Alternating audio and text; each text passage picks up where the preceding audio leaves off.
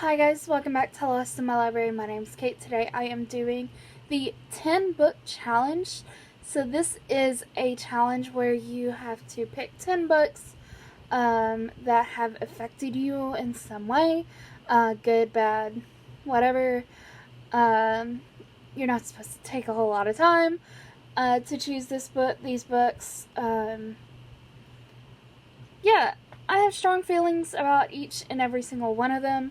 I did limit myself because I could have just put the entirety of Rick Riordan's books on here. I limited myself to one book. So, yeah, I have feelings associated with each and every one of these books that are on this list. Yeah, one is kind of cheaty, but we'll get to that one. Currently I have 4 right here just sitting. The other 6, I have no idea where my physical copies are. Some of them I don't have physical copies for. So, we'll just start. The first book I have is The Shining by Stephen King. This book taught me that I could not fully trust even good movies that are adaptations, because I really liked The Shining movie. Loved it. It's a good movie. Stanley Kubrick is a-hole, but yeah, here nor there, but it's a good movie. I read the book and I was very torn because I also this is my favorite Stephen King novel out of the ones that I have read, but it is very much different to the movie, and I'm very torn because I don't think I can ever watch the movie again, because I've read the book and I've really enjoyed the book. They're two very different, although the setup is the same and sort of the story beats are the same, but a lot of what happens in the book and the movie are two very different things. And I like the ending more with the book rather than the movie. But they're both really good. I just don't think I can ever watch the movie again, so I can't trust a good movie even when compared to the book. The next massive book, I could have grabbed a smaller book, is The Walking Dead. Now this is a little bit cheaty. Well, this isn't the cheaty one I was talking about earlier, but this is a little bit cheaty. Obviously, The Walking Dead comics led to The Walking Dead TV show. And because of The Walking Dead TV show, I have met some of my bestest friends through having watched the show and getting into the fandom. I have met some of my bestest friends, and I don't think I can thank the comics enough, even though the comics are really nothing like the TV show, and really what brought me and my friends together has nothing to do with the book, because what really brought me and my friends together, me and my group friends together, was Daryl and Carol. We ship Daryl and Carol very much. They should be together. Carol, spoiler alert, Carol's dead. Dies in this book. And Daryl is not even in these books. So, they never had a shot to get together in the books. So the real reason, the reason we became friends, it didn't ever happen. It could never happen in the comics, but it's because of these comics that the TV show was then created. And yeah, I have this to thank for the friendships that I have. Alright, and then my next one is Six of Crows by Lee Vertigo. This book is currently my obsession. I currently have an obsession with Kaz Brekker. So that has greatly affected me because I spend a lot of time uh, reading fan fiction, to be honest, of Kaz Brekker, mainly. Um, so this has stolen a lot of my time recently. So Six of Crows obviously has affected me. It was one of my all-time. I don't think it was my top book that I read last year. I love it so much. I have yet to finish the sequel. I'm getting there though, but Six of Crows definitely is my favorite. And then we come to, actually, you know what? We'll save that. We'll save that for last. So the next book I would like to give a shout out to is Mercy by Toni Morrison. This book I read my junior year of college, and it introduced me to someone that I probably would have never read. Never picked it up. And this is type of stories that made me think and made me see a lot of the hatred, the terrible stuff. I mean, I've known that terrible things had happened, but when you're forced to read it, it's really, really hard. And I love Toni Morrison's work. I know it's not for everyone, but I definitely love her work, and definitely a modern classic, I would say. Toni Morrison's work, and Mercy was my first book. I actually just bought Song of Solomon, and I've read Beloved, and so I will be hopefully reading Song of Solomon here soon, to go along with my Toni Morrison collection. So yeah. Next one is Pride and Prejudice. Pride and Prejudice I read in high school sometime. I don't remember what year I read Pride and Prejudice. Before I read Pride and Prejudice, I really didn't think I would like any romance. I was not a romance reader. I really didn't think I was going to like Pride and Prejudice when I first started reading it. But I fell in love and realized that there are romances out there that I can genuinely like. So Pride and Prejudice has affected my taste in trying to read more in different genres. So I have a lot to thank for Pride and Prejudice. It is my favorite classic of all time, and it's probably one of my favorite romances of all time as well. It's been a long time since I've read it. I should probably read it again at some point. But yeah, Pride and Prejudice. The next one is The Hate You Give by Angie Thomas.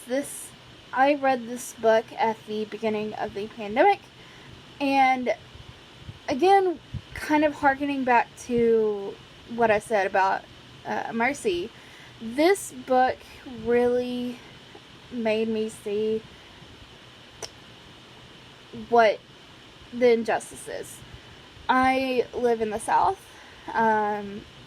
so a lot of that has been pushed away by the media that my family consumes, and I was so angry reading this book, and it was something I've never experienced. I had never experienced this, and some of the things she said, I was just like, this is a kid, and she's thinking of these things like, police officer pulls you over, put your hands on the dashboard. Like, I was never told that as a kid, and she's like, we were always told that as kids to do that, and it hurt my heart. She was just a kid and going through all of this, and it hurt a lot. My mindset, has changed a lot in the last few years. Has a lot of it has been challenged, and I'm trying to be a better ally. And a lot of it has to do with mercy and the hate you give. So it's definitely, both of them have affected me in a way that I hope is better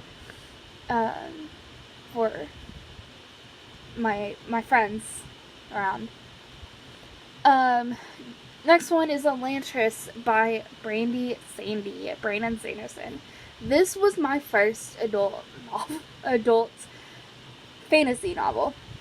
I decided to jump right in and give Brandon Sanderson a shot instead of reading, I don't know, a shorter adult fantasy. Elantris is the first book in the Cosmere. It is actually shorter. It's only like 500-ish pages, 500, 600-ish pages, compared to the current one I'm reading, which is like 800 pages. Elantris was my first soiree into adult fantasy, and my first soiree into Brandon Sanderson. Well, actually, no, it wasn't. I read Skyward first, but it was my first taste of his fantasy novels, and seeing what adult fantasy is really like. So, yeah, it's affected me like that. And this next one is kind of a cheat, but I put Goosebumps. My earliest reading memories were going to the library in my school and checking out Goosebumps books, because I guess at a younger age, I even knew that I liked horror. And that was just something I really, really enjoyed. So I read a lot of Goosebumps when I was younger. And I don't know how many books I've read. Goosebumps I have read up to this point. There's probably been a lot. I got my hands on every Goosebumps book I could. I even own some Goosebumps books on top of that. I really, really enjoyed Goosebumps as a kid, and that's what I remember my earliest reading memories were. Yeah. So, it's greatly affected me. Then the second to last one is And Then There Were None by Agatha Christie. This is one of my all-time favorite mysteries. It has its faults. It is definitely a book of its time. I'm not going to deny that there are racist, sexist tones to it, but it has made me realize what type of mystery I really, really enjoy, and that is isolated thrillers where people are stuck somewhere. And I just thought that how And Then There Were None played out was genius. How each death correlated to a poem, and it was never something you would think it would happen, how it would happen. Like, one stanza was talking about a bear, and then you would think, oh, got attacked by a bear. No, a ginormous bear statue fell on them and they died. Yeah. That's one way of how that book, I just really, really enjoyed it, and it made me realize what kind of mysteries I really, really do enjoy. And the last one, if you could not already tell, somebody's missing on this list. Somebody I have not mentioned yet. That would be Rick Riordan. I have decided to choose House of Hades for this list, although I did cheat and put multiple Goosebumps books on here, and also that ginormous, massive book that is The Walking Dead. House of Hades is my all-time favorite book. It is a shame that I only owned this one singular copy, but this copy of this book I bought this when this came out. So this is one of the first ones printed coming out. It was first printing, probably. And I remember when this came out, because Mark of Athena, which is the book before House of Hades, ended on a massive cliffhanger. And this has mainly Annabeth and Percy by themselves. And Annabeth and Percy, if you don't already know, are my ultimate OTP. Like, seriously? You're gonna question? I seriously love Percy and Annabeth. And I am seriously thankful that this book has been written. It is in my life. And I had to wait a whole year for you, but it was worth it. That year was worth it. And I do appreciate what Rick Riordan, is that the list? Yeah, that's the note. The note at the very beginning. It says, if you didn't already know, couldn't read it. To my wonderful readers, sorry about that last cliffhanger.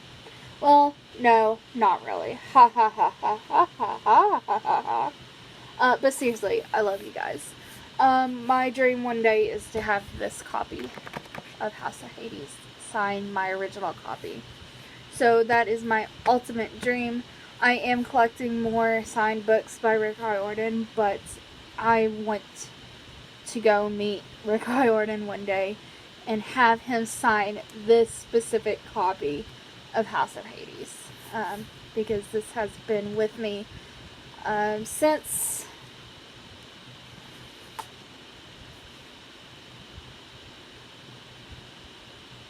2013. It's been with me for going on 9 years. Wow. It's nearly 10 years old. Nearly 10 years old. Maybe I'll do something special for next year when this turns 10. But we'll see. And that has been my 10 books challenge. What are your 10 books? What has been books that you have been affected by in some way? It can be simple, it can be more, I don't know, just affects you more. Thank you guys for watching, and I hope you did enjoy this video very much. If you did, leave a like, comment, and subscribe. Go be a good cabbage today. Do something kind for someone, even if that is for yourself, and I will see you in my next video. Bye, guys.